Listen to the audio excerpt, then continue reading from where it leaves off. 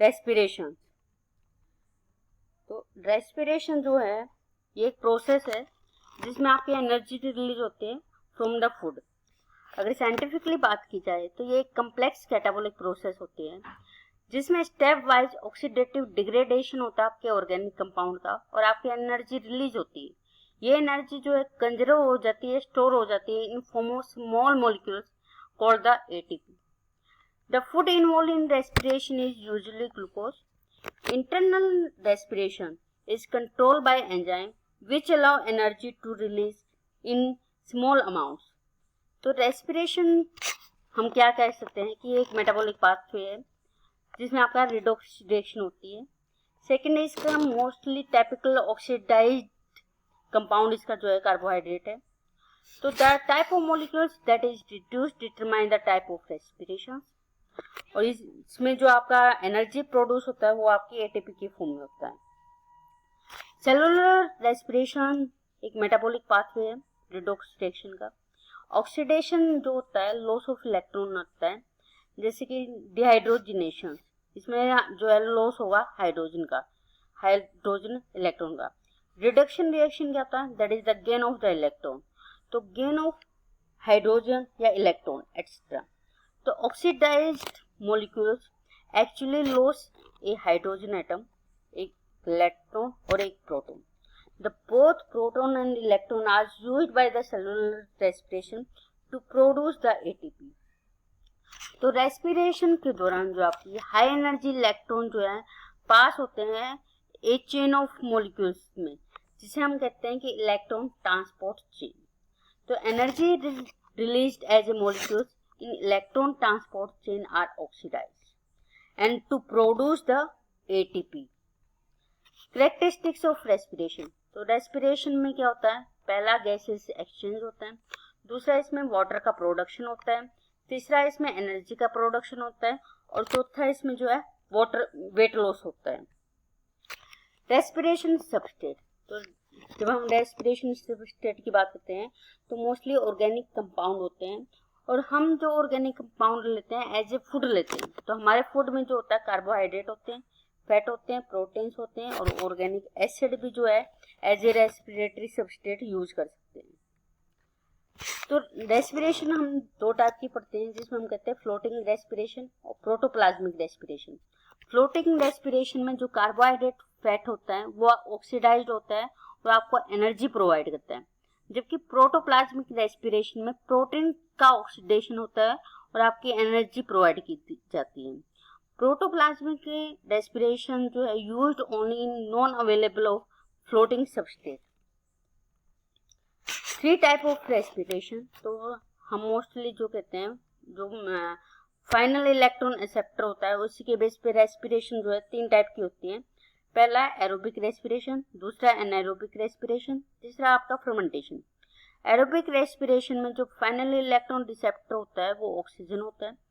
एनाएरोबिक respiration में final electron acceptor आपका inorganic molecules होगा अदर देन द ऑक्सीजन, जबकि फर्मेंटेशन में फाइनल इलेक्ट्रॉन एक्सेप्टर जो होगा आपका ऑर्गेनिक मॉलिक्यूल्स होगा। Respiratory quiescent.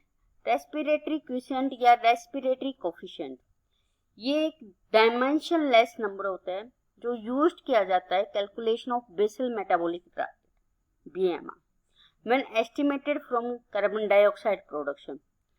It is calculated from the ratio of CO2 produced by the body and oxygen consumed by the body। तो ये जो मेजर किया जाता है ये रेस्पायरोमीटर के द्वारा मेजर किया जाता है। तो RQ हम क्या कह सकते हैं, CO2 एलिमिनेट कि कितनी आपकी CO2 जो है बाहर निकली और कितनी O2 कंज्यूम हुई, इनका रेशो जो है आपका रेस्पिरेटरी क्विसेंट कहलाता है। तो यहाँ डिफरेंट सबस्टेट हैं जिनके रेस्पिरेटरी क्विसेंट दिए गए हैं। कार्बोहाइड्रेट का 1 है, प्रोटीन का 0.8 to 0.9 है, कीटोन्स जो है आपके 0.73 है, जबकि ट्रायोलिन्स के 0.7 होते हैं, ओलिक एसिड का 0.71 है, वहीं पर मैलिक एसिड का 1.33 है, जबकि ऑक्जेलिक एसिड का सबसे ज्यादा माना जाता है, that is the 4। Usually mixed diet RQ have 0.85 जबकि diet of 40% CHO and 60% fat have RQ of 0.82. RQ less than 0.5 patient में बी अंडरफीड, और अगर ये 0.7 से कम है तो पेशेंट जो है स्टारवेशन की कंडीशन पे। लो CHO डाइट और हैवी अल्कोहल कंजप्शन वाले बंदों को आपका स्टारवेशन होता है। RQ अगर 1 से ज़्यादा है तो उसमें हाइपरवेंटिलेशन या एसिडोसिस हो सकती है। रेस्पिरेटरी क्यूसेंट का बेनिफिट क्या है, सिग्निफिकेंट क्या है? तो chemical nature of substrate being respired, ये हमें बताता है। दूसरा जो है mechanism of respiration means RQ जो है यूनिट है, इसका मतलब है कि आपका एरोबिक रेस्पिरेशन हो रखा है, और अगर इन्फिनिटी है यानी कि एनारोबिक रेस्पिरेशन हो रखा है।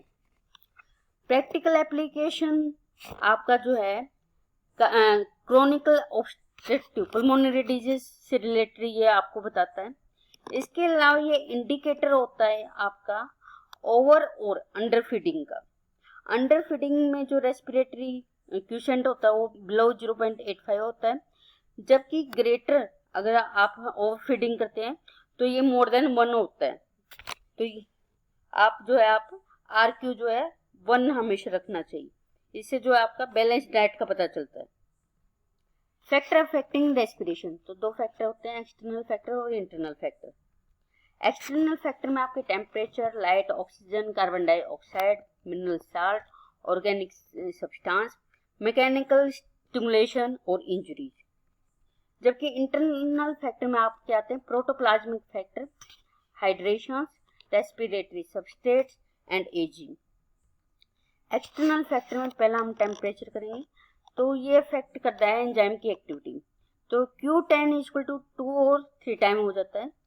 ऑप्टिमम टेम्परेचर जो है 20 से 30 डिग्री सेल्सियस माना जाता है। जैसे जैसे हाई टेम्परेचर होता है तो रेट ऑफ रेस्पिरेशन डिक्रीज हो जाता है, and at very low temperature respiration rate जो होता है इनसिग्निफिकेंट हो जाता है। CO2 की प्रेजेंस, अगर CO2 की कंसेंट्रेशन इंक्रीज हो जाती है तो ऑक्सीजन जो है अब्सेंट हो जाता है, जिसके कारण एडवर्स इफेक्ट पड़ता है रेट ऑफ एरोबिक रेस्पिरेशन पे। लाइट जो है कंट्रोल करता है रेस्पिरेशन को by raising the temperature of an organism. Fourth, oxygen, that is the extinction point. तो minimum oxygen concentration at which aerobic respiration take place is 3 to 10%। जब इसका direct relation होता है with respiratory rate. Oxygen concentration जो है आपकी देखी गई है। मिनरल साल्ट की बात करते हैं तो कुछ एक्टिवेटर होते हैं जो रेस्पिरेटरी एंजाइम को एक्टिवेट करते हैं, जैसे कि iron, copper, magnesium, boron, molybdenum. Nitrogen और फॉस्फोरस ये जो है प्रोटीन के कॉन्स्टिट्यूएंट बनाते हैं। साल्ट रेस्पिरेशन क्या होता है? तो salt respiration is the rate of respiration increase during absorption of salt is called the salt respiration. 6 point आता है ऑर्गेनिक सब्सटेंस। तो साइनाइड, एसिड, कार्बन मोनोऑक्साइड ये इनहिबिट करते हैं रेस्पिरेशन को। Anaesthetic compound such as the chloroform, ether ये increase करते हैं रेस्पिरेशन को, बट अगर इनको एक्सेस अमाउंट में यूज किया जाए तो ये एज ए इनहिबिटर काम करते हैं। ऑक्सीजन और गिबरलिक एसिड जो है रेस्पिरेशन रेट बढ़ाते हैं प्लांट्स में। मैकेनिकल स्टिमुलेशन या इंजुरी, मैकेनिकल डिस्टरबेंस और इंजुरी या इन्फेक्शन ये इंक्रीज करते हैं रेस्पिरेशन को, जिसके कारण सडन इंक्रीज रेट हो जाता है respiration due to oxidation of disrupted liquid content of cell membrane. It continue till the membrane is metabolically respired. It also called the fever reaction या induced respirations. हॉपकिंस ने पाया कि bounded plant जो होते हैं उनमें शुगर कंटेंट एकदम ज़्यादा बढ़ जाता है which responds the temporary increase in the respiratory rate. Internal factor में आपका आता है रेस्पिरेटरी सबस्ट्रेट। तो higher availability of respiratory substrate जो है इंक्रीज करता है रेट ऑफ रेस्पिरेशन का कुछ लिमिट तक। Protoplasmic factor, young growing cell जो है एग्जिबिट करती है high rate of respiration as compare to mature cell. Hydration, water जो होता है इम्पोर्टेंट होता है for transport enzyme activity and hydrolysis of complex compound. तो रेट ऑफ रेस्पिरेशन जो है डिक्रीज हो जाता है अगर आपकी वाटर की कमी हो जाती है। एग्जाम्पल के लिए in seed storage less than 15% water होगा तो रेस्पिरेशन रेट उसमें जो होगा लो होगा या नील होगा। फोर्थ आपका आता है एजिंग। एजिंग जो है आपकी जैसे कि सीड जर्मिनेशन है उस टाइम आपका रेस्पिरेटरी रेट जो है ज्यादा होता है प्लांट में। वेजिटेटिव फेज में थोड़ा और कम हो जाता है, डिक्लाइन हो जाता है रेस्पिरेशन।